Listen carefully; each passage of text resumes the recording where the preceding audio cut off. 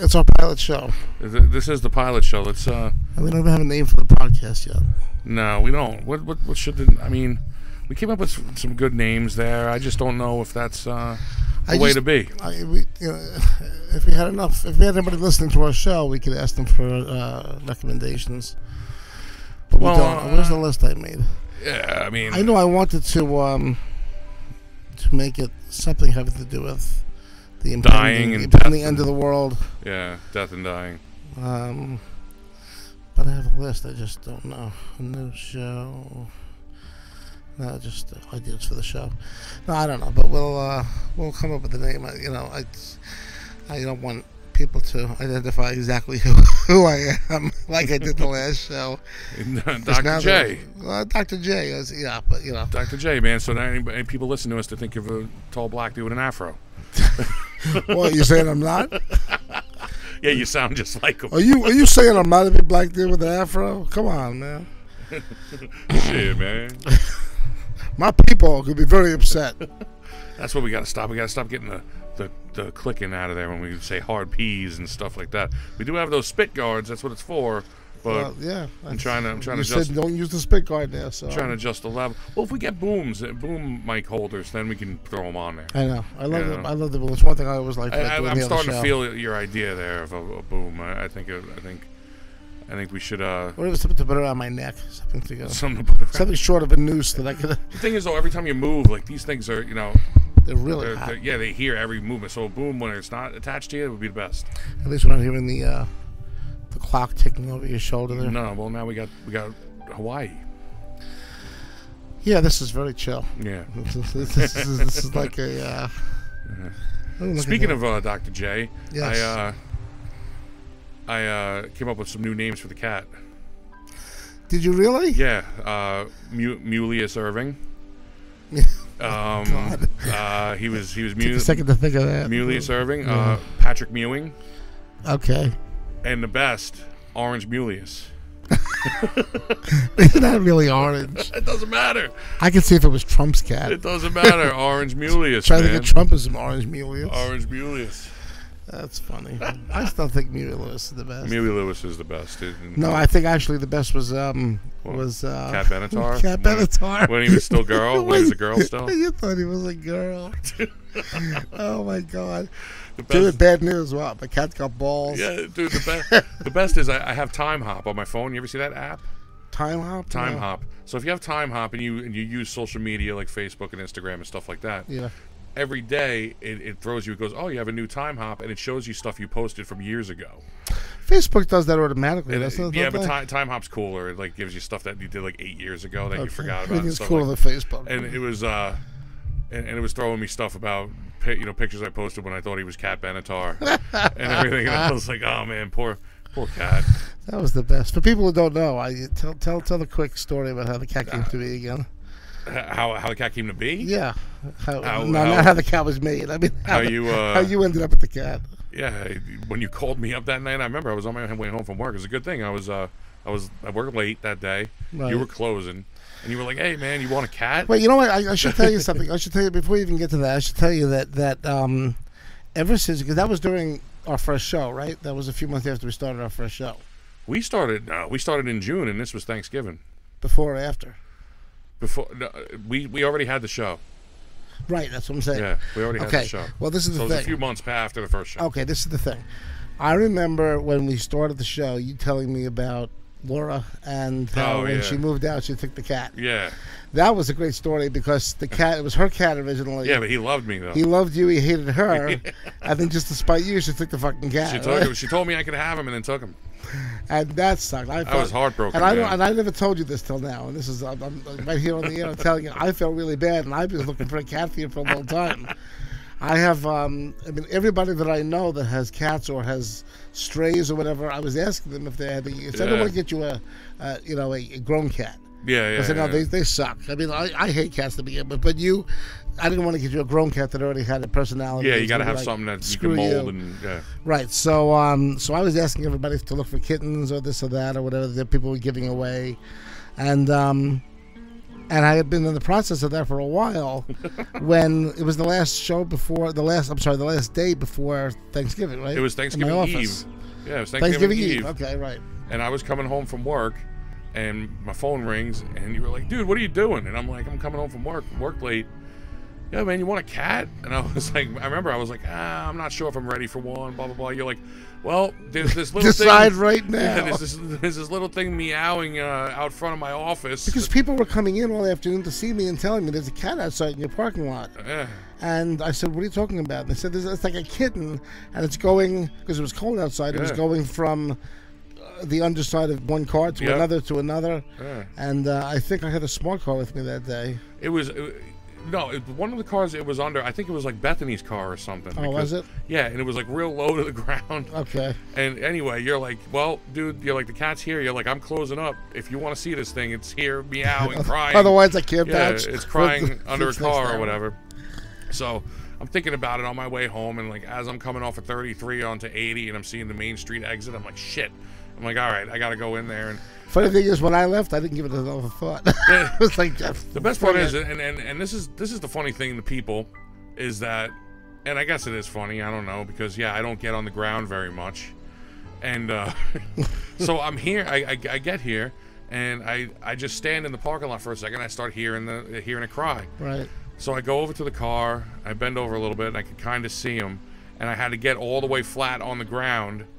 Which is very not easy for you. Yeah, and when I tell the story, my mom's in tears, crying, laughing, because she's like, "Oh, I just wish I could have saw you on the ground, laying in the parking lot." And I'm like, "Yeah, I looked like I was a dead person under the car, like, you know." But anyway, so yeah, I'm there. There I am, like halfway under this car that I could barely get my arm under, and halfway is being generous. Pretty much, yeah. My fingers were under the edge of the car. And I'm sitting there. I'm like jingling my keys at him and everything like that, trying to get him to come out. Right. Finally, he came like close enough to the point where I just grabbed him by the tail and yanked him out. Really? And I thought I had him, but he jumped over my shoulder and then ran under when I had the blazer.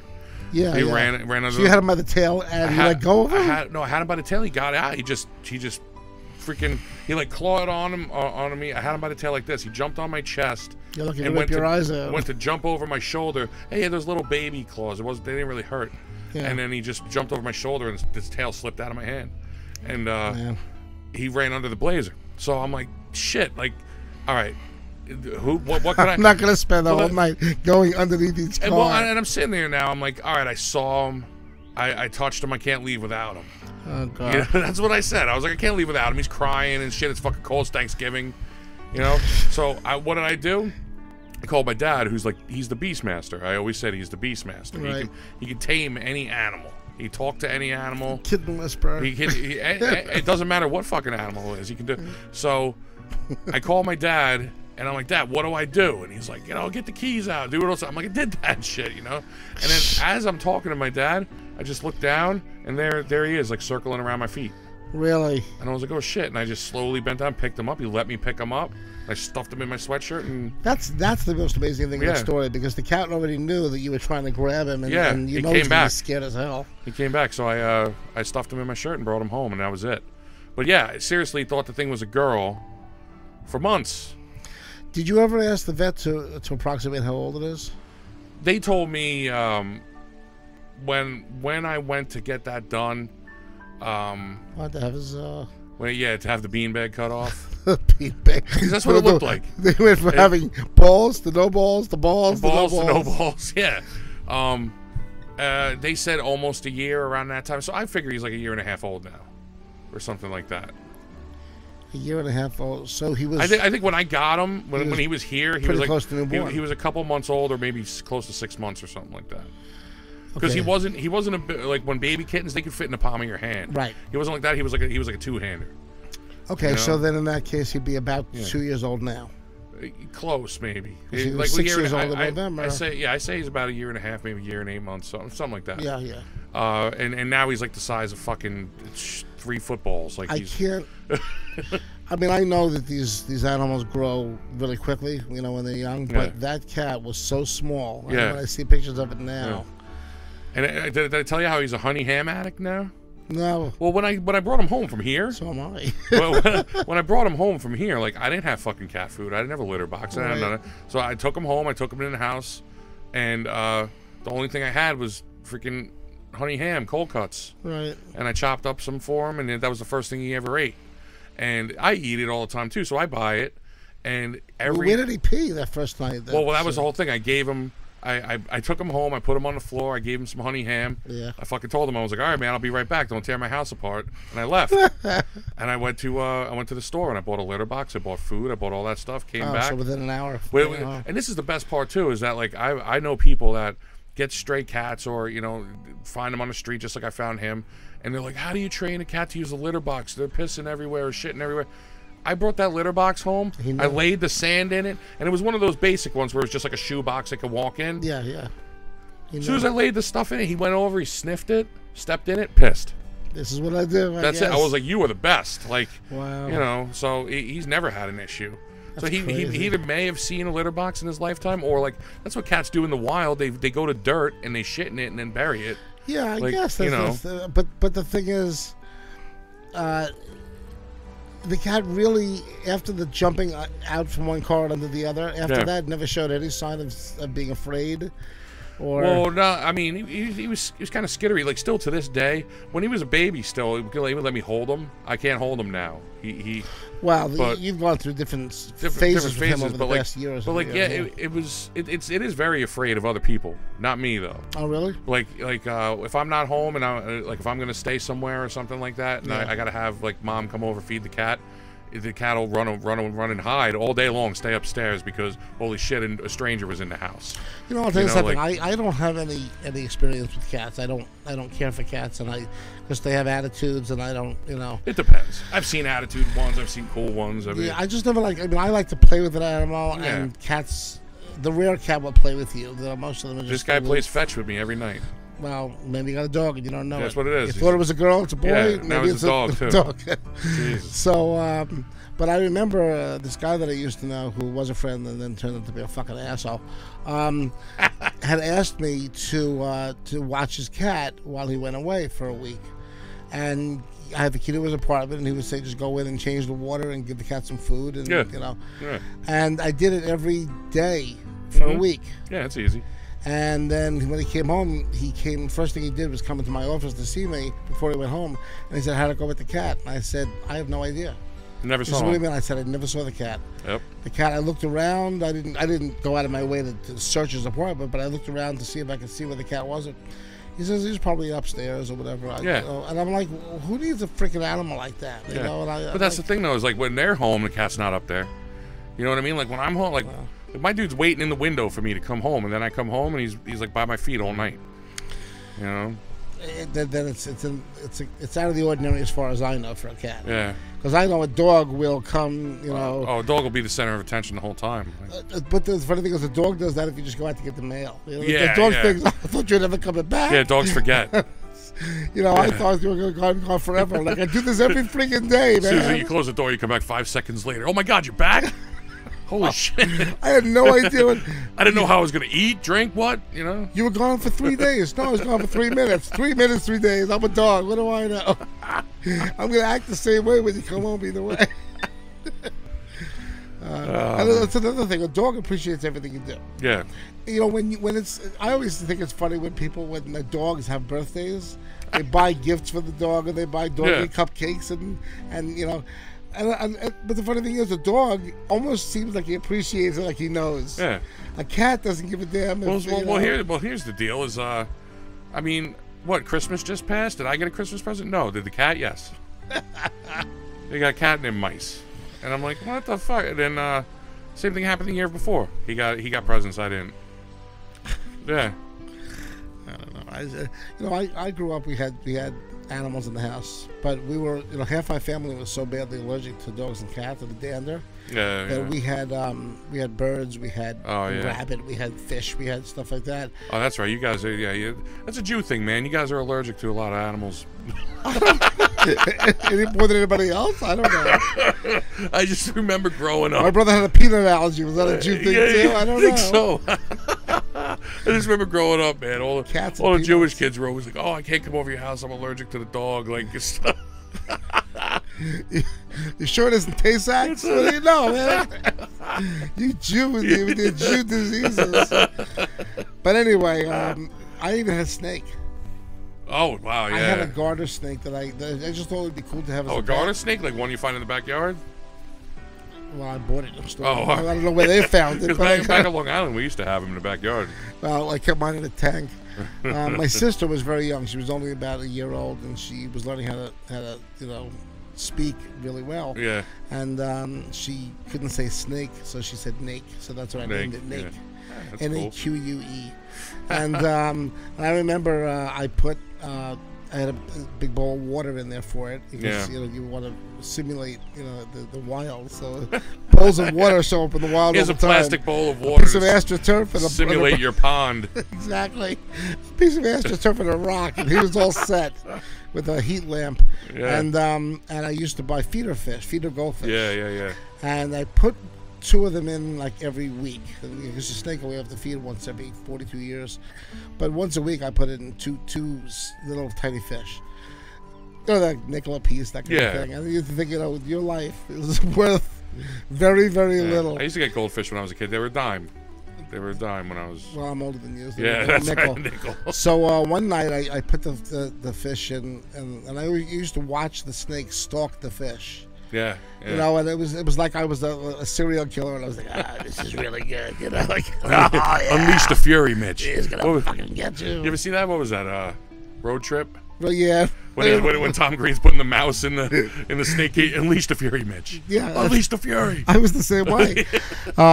So I think he ate one fish, and I was getting bored of it. This was like right before I got rid of the snake because I was very bored of it.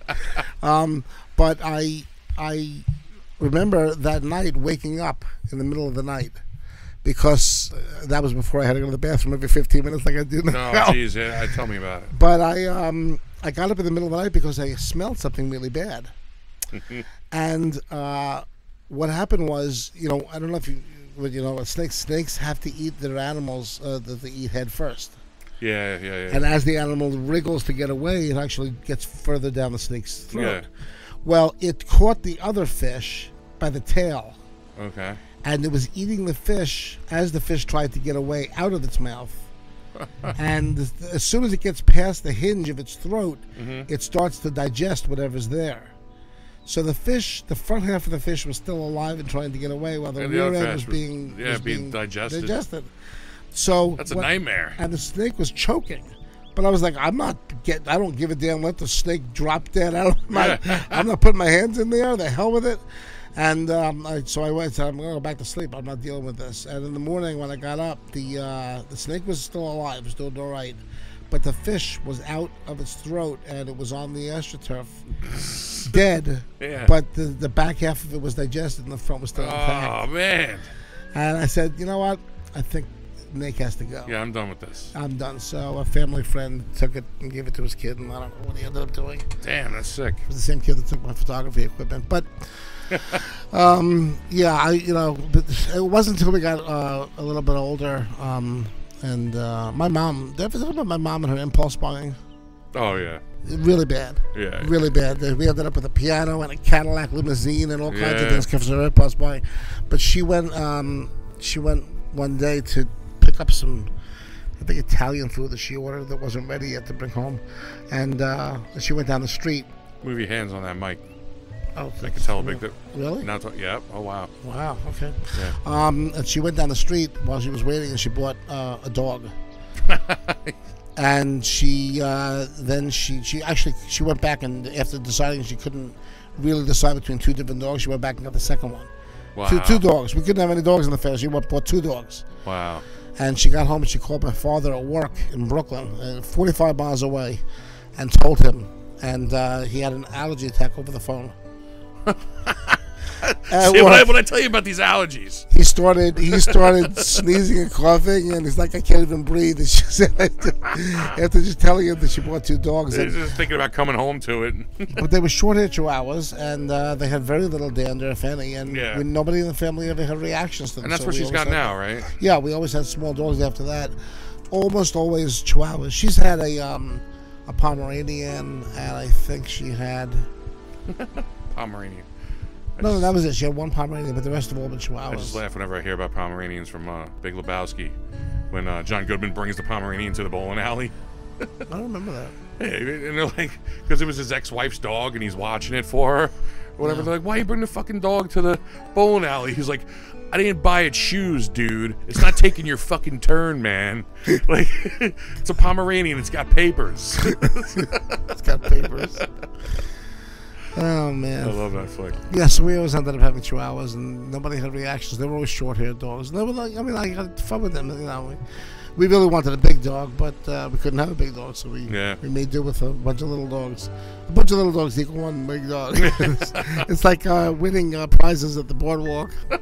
Too small to go one medium. My mother has a Chihuahua now. You've seen pictures of it. Yeah, I've seen it. I met it. Oh, that's right. You met it. Well, yeah. Lolo is... a year and a half, a little more than a year, probably about the same age as Mew. As Mew. The Mew. And the Orange Mulius. And she weighs fully grown. She weighs about 2.5 pounds. Wow. The weighs 2.5 pounds. Yeah. My cat's like 15 now. Your cat weighed more than 2.5 pounds when you picked her up that night. Probably. Yeah, she was probably close to that. It's a he now. He, that's right. I keep forgetting. First transgender cat. Yeah, you probably could. That cat could be very famous if you. Oh, dude! I mean, well, hey, man. Every time I post a picture of that dude, people love him.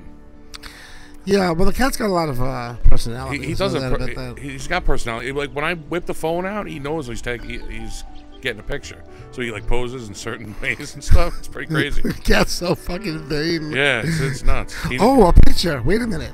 He knows. Can I get that? Can I get a selfie? Yeah. Let me take a selfie. God. Oh, man. So anyway, I'm glad to be doing a show again because I have so much that goes through my mind every week.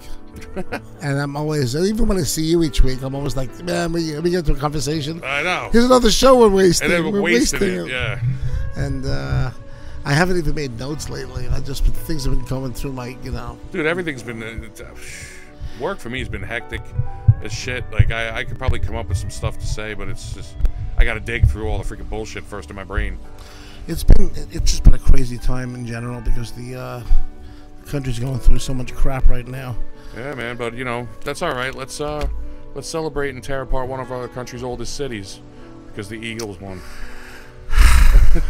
I was happy for the Eagles just because they were the underdog. I'm not really totally happy for them. Totally happy for them. But sports fans are retarded, man, because did you see what was going on? Like, dudes were eating horse shit in the streets. Yeah, I saw that guy eating horse shit. And they're ripping down the traffic lights and the fact that they tried to stop them by Criscoing the poles. And we won't climb them. We'll just knock them down. And then that's us because we won. And then in Boston, they were the cops were out with the riot gear and people are fighting against them. And I heard they had more arrests and injuries than we did.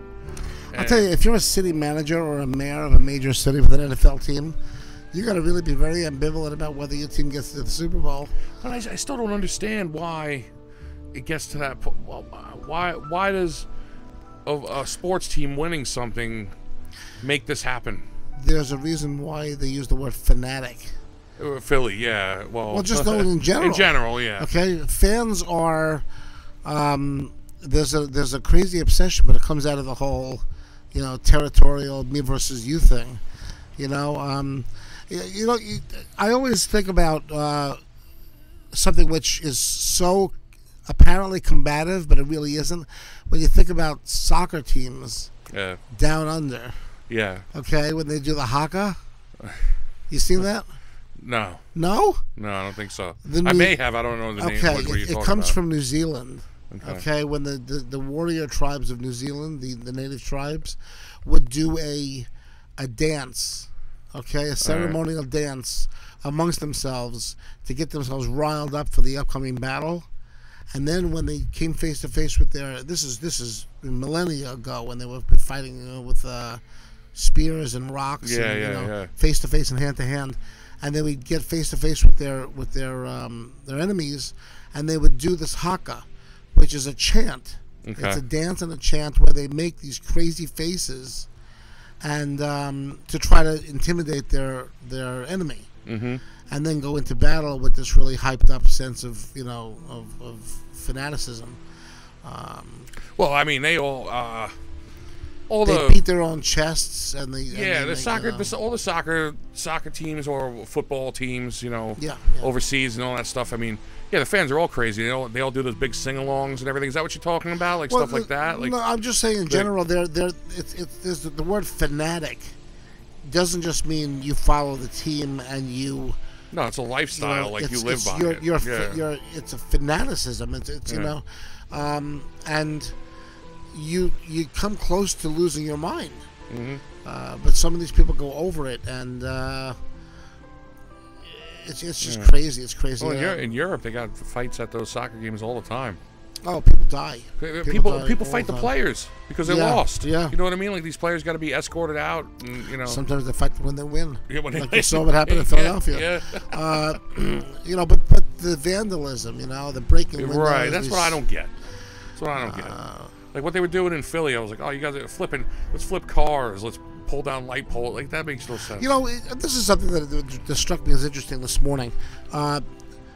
Philadelphia, the riots last night, and that's really what they were. We saw the films of it. Yeah. Okay, and we saw hundreds and hundreds of people doing damage to property.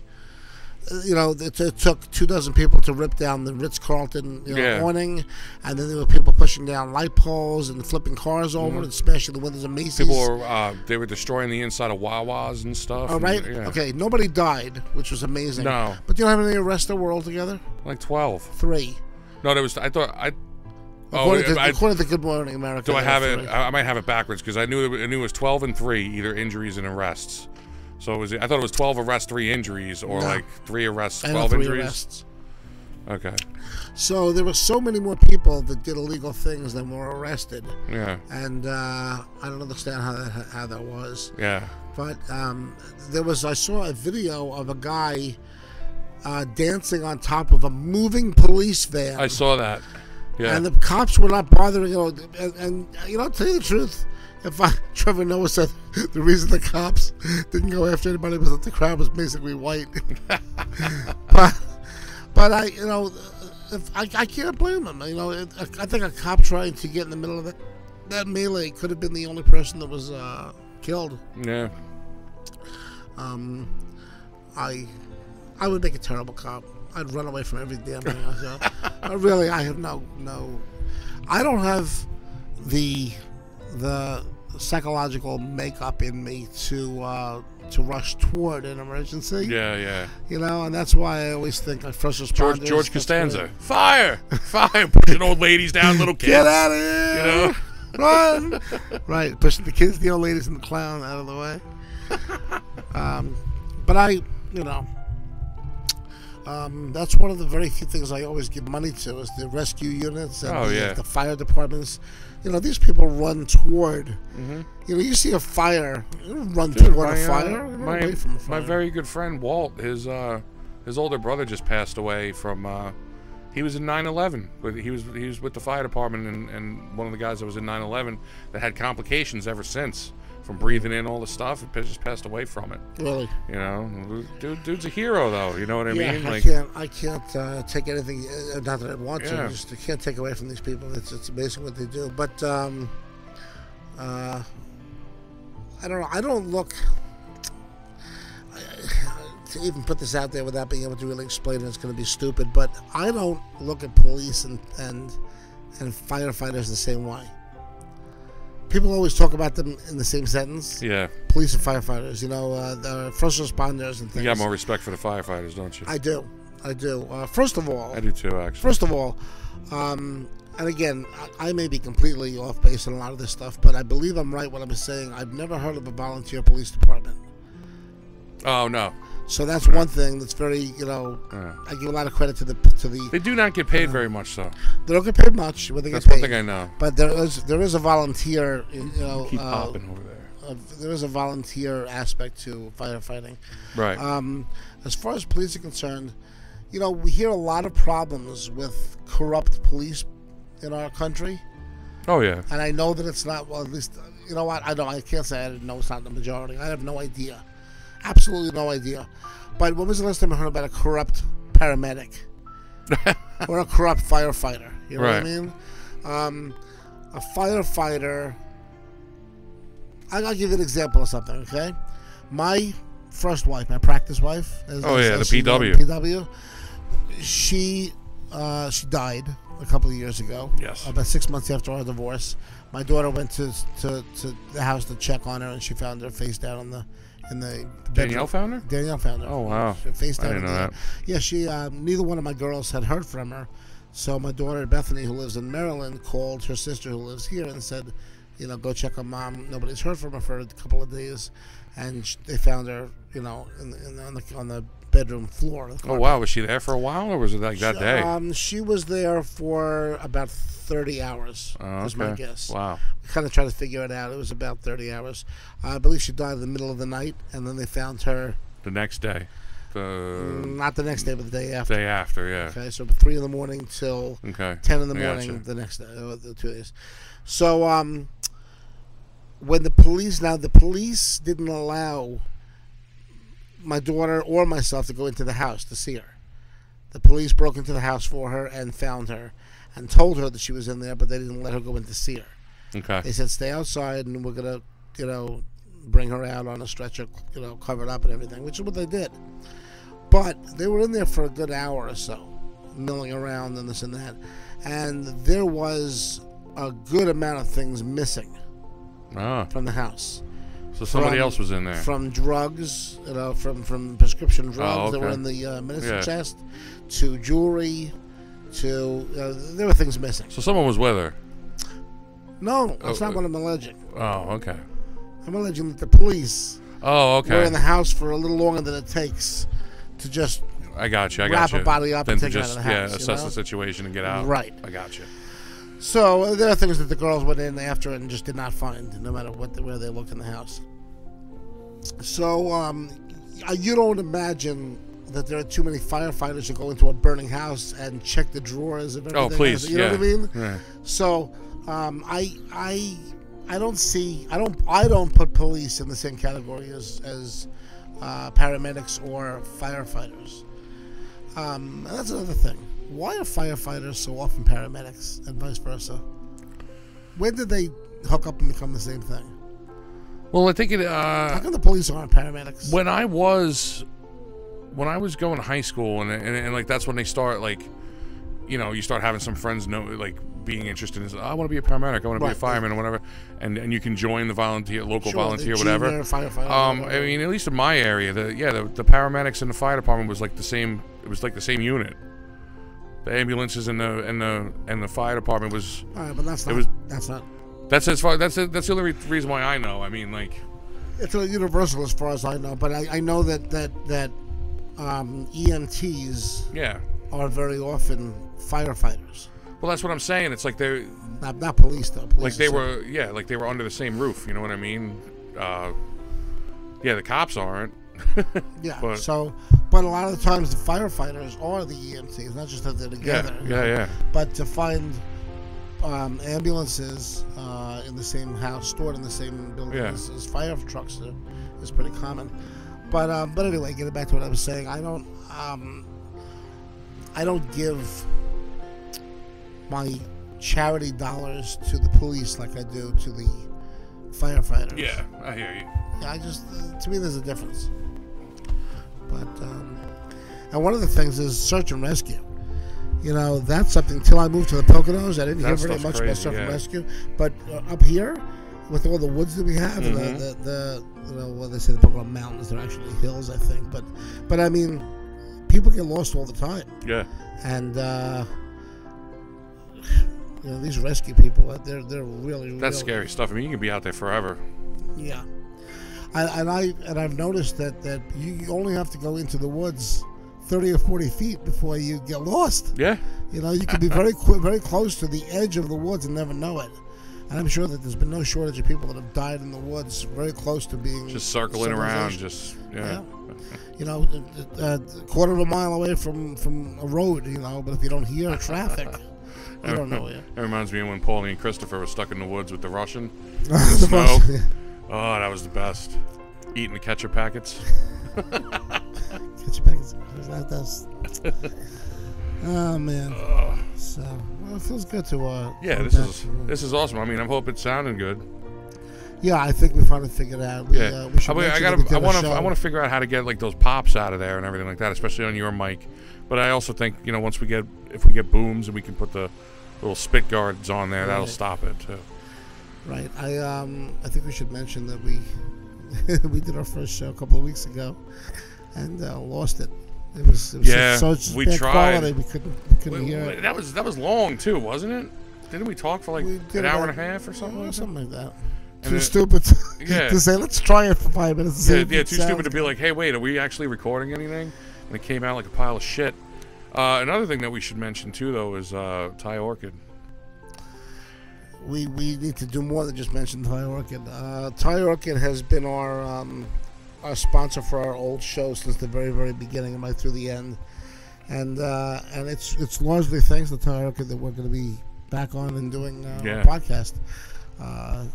And you know, people we mentioned it so often that a lot of people were saying before that it was almost like the Thai Orchid show. It was the Thai Orchid show, yeah. But here in Stroudsburg, my friends are like, "Man, you guys love Thai food." I was like, "Well, first of all, yes. I do. Yes, exactly. That is true. Second of all, that's our sponsor." So, you know. But here in Stroudsburg, in the foothills of the Poconos, Thai Orchid is not only the best Thai restaurant that we have in town, and again, people who know me know that I say this even if they weren't our sponsor, but they've been in the first or second spot on TripAdvisor and Yelp. Yeah, it's crazy. As the #1 restaurant in the area of all types of restaurants and Asian restaurants since they opened. Yeah, that's nuts. As a matter of fact, I was standing there the other day talking to Nick, the manager. Whose wife, he's the manager and owner. Actually, his wife is the real owner, Kanya. Actually, do you know what the name? It really is Kanya's joint. Do you know what the actual name of the restaurant is? No. It's Kanya's Thai Orchid. Really? They just didn't put her name on there. Right. They just didn't. The actual official name of the restaurant on their paperwork is Kanya's Thai Orchid, but the sign just says Thai Orchid. And I was talking to her husband. Nick is I guess he owns it with her technically, but he's the manager. And I was there the other night, and it was getting close to closing, and some lady came in to pick up her to-go order, and she was talking about how she has worked her way through about 80% of the menu. Yeah. And she loves this so much, and she loves that so much, and she was talking about her favorite things, and then as she was looking at the menu, she said, "I never even realized you have wings." You know, Thai hot wings. And I was standing there and I said, as a matter of fact, about three or 4 years ago, they were voted the best wings in the Poconos. Wow. And that's big because we got some big wingers around here, man. Yeah. We have places that only make wings. You know, like, I mean, but some of the bars we have around here that you know, get up for those awards, like Pocono Pub. I know they've been up for a while. Yeah, right. Winning awards and everything like that. Like, we got some pretty kick-ass wing joints. And so that's big. That's a big honor in the area. And it's just one of their appetizers. Yeah, exactly. But it was picked as the best wings, you know, in the Poconos that year. And shit, I'm gonna have to try. I haven't had them. I'm gonna have to try that now. I think I had them just once. It was a while ago, but I've been very, very lucky lately because. I had a cold about a month ago that lasted for about 2 or 3 weeks. Yeah. And I stopped at a Thai Orchid one day just to say hello as I was passing by. And as I was leaving, Kanya came out from the back and says, "Oh, you're not going to stay and eat something?" I said, "I just don't feel well. I want to go home and lay down." She said, "You need some soup." Yeah. So hell yeah. I don't ever say no to food that Kanya makes for me. But, because in my house, I'm the one that does the cooking. Yeah. But... well, I'm the only one that lives there. So if I don't cook, I'm not gonna. Yeah. But when Kanya makes food for me, I never say no, and her soups are incredible. So I wasn't. She says, "Oh, sit down. I'm gonna make you some soup," and she didn't ask me what kind I wanted. And of all the soups they have, well, you told her you weren't feeling good, so she had it under control. She said, "I'll take care of it." And I love the tom kha, which is a very, very traditional coconut lemongrass. Ooh, that sounds good. Thai soup, so good. And I get it with chicken, which is gai, and so it's tom kha gai, or the dumpling soup, which you can actually get free at lunchtime. At lunch, when you order a lunch. So I wasn't sure which one was coming out, but I love them both. And she came out with something that was not on the menu. Yeah, probably some spicy shit. It really wasn't that spicy because she knows I don't like really spicy stuff. But you were sick, though. But I was sick. Yeah. So she brought out this noodly thing with some weird kind of Thai meatballs in it. Oh, no. And a bunch of steak cut up that was in it. Really? And it was just a really nice beef broth type of thing with some, I think there was a little bit of galangal in it, which is one of the spices they use for the tom kha. And it was one of the best soups I've ever had. Wow. Absolutely incredible. And she made so much of it for me that when I finished what I could eat and I took the rest home, it was a full quart to go. Oh, that's awesome. So I must have eaten she made 2 quarts of it for me. And it's my favorite. And the funny thing was, as I walked out, she said, I said, "That is the best soup I've ever had, ever. That was incredible." And she said, "Oh, finally I made something that you like." Finally. I looked at her and I winked at her and I said, "You know, I like everything on your menu, and I always have." But Thai Orchid is just so phenomenal, and they are the part of the reason why we're back here. Yeah, and we want to really thank them because they've made this possible for us. And, I just discovered that we can pan left to right. Really? Well, so you can screw people up as they're listening in stereo. Well, check that out. You can. I got you coming out of the left right there, and we can have me coming out of this side. Oh, so yeah. Or whatever. So it sounds like we're having like a David Susskind kind of thing. We're different ends of the stage. We can get Beatles on you and have just the drums and guitar coming out of the left, and then 2 morons between 2 ferns. Oh shit. Well, that was fun. I think we should. Yeah, this is cool. That's fun. And I don't know how often we're gonna, get to. Maybe we'll try to do it weekly. We got to try and do it weekly. I mean, even if it's like at night, just for an hour or something like that. Like after I get out of work or something. If you want to like absolutely stay at the office for a little bit. There's never any shortage of things to talk about. Yeah, and usually that's a good time. Like when I come in to see you after I get out of work, that's usually when it's ready to flow. You know what I mean? Right. Because that's when we say we're wasting shows. So, yeah, right. But yeah, I mean, we'll try and get once a week in there, and like always like this, like when I have off during the week, we can always do something like this too. Yeah. And hopefully next for our second show, we'll have a name for the show. Well, that's the thing too. I mean, like, hey, if we're gonna post this, if anybody's gonna listen to this, and you have a name for the show, hit us up because we're gonna post this on Facebook, and if you listen to it and you want to try and throw your name in the hat for the show, let us know. Let us know what's happening. Yeah, should we post this on? We're still going to use the Inside Dr. Herman's Head Facebook for now. We will. We'll eventually. We'll post this on there. We'll flip them over to and then we're gonna change it once we have a name and everything like that. We're gonna change it, but this will be coming out on the Inside Dr. Herman's Head Facebook. But feel free to comment. Leave comments on the YouTube. Yeah, because it'll be on YouTube as well. So wherever you see it, on the tube, on the book, just comment wherever it's posted and. Let us know what's going on. Let us know if you even give a shit, or but give us a name, and maybe we'll even should we? Do you have the names? If you like, I want people to comment. If you like what we're wearing, then I feel like I'm Because I may not have to get so dressed up for the. Yeah, I'm half naked already. Oh please. Yeah, dude, I'm visualize that, everybody. Oh shit! Now we got no more listeners. There they go. Should I mention our possible podcast? Yeah. I came up with a few different ideas. I mean, there's probably some out there that are named this already. That's why I want to get it out. And because our show is so pessimistic about the future of the human race. Well, that's true. I came up with some ideas, and this is first I thought the Extinction Game. The Extinction Game. The game. Because it's like George Carlin said, it's just a matter of entertainment now. Well, that's true. Life is these daily school shootings and everything. It's just that's entertainment. True. The sanatorium. Isn't that the same as a sanitarium? No. What's with the torium? See, that's what I want to know. Oh no, there's actually a difference. Okay. A sanitarium is a One of them is a like a booby hatch. One of them is an insane asylum. Yeah, sanitarium is an sanitarium. Well, if that's the case, then sanatorium. Because that's the song that Metallica wrote about a insane asylum. That's why. Okay, the sanatorium is actually another word for a hospital. Okay, all right.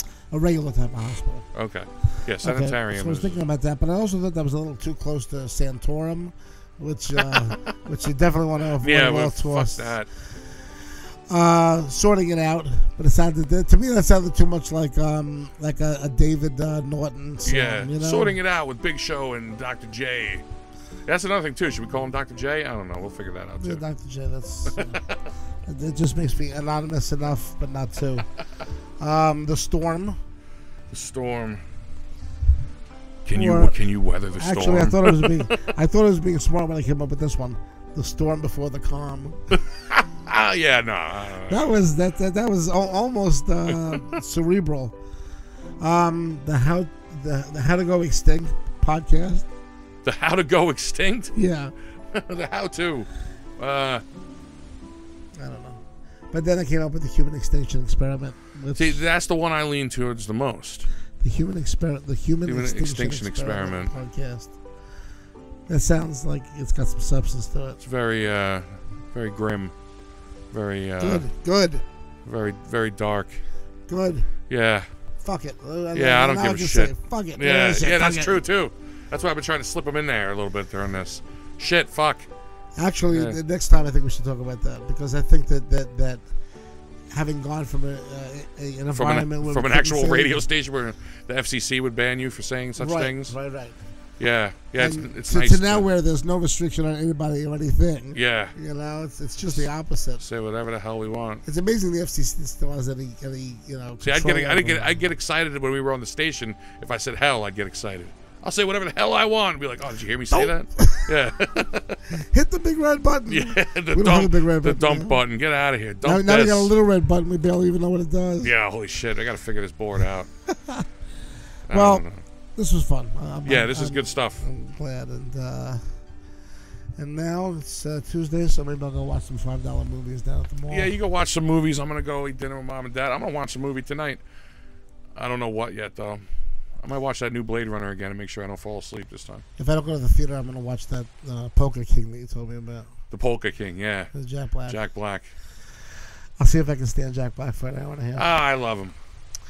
So, Big Show, thank you, dude. Yo, thank you. I appreciate it. And let's peace out for now. And yeah, let's peace out. How do I? That's what we're gonna figure out, how to peace out of this. I can shut the music off. Our Hawaiian. Look at that. And then, I guess we'll just 1, 2, 3. Peace out. Later.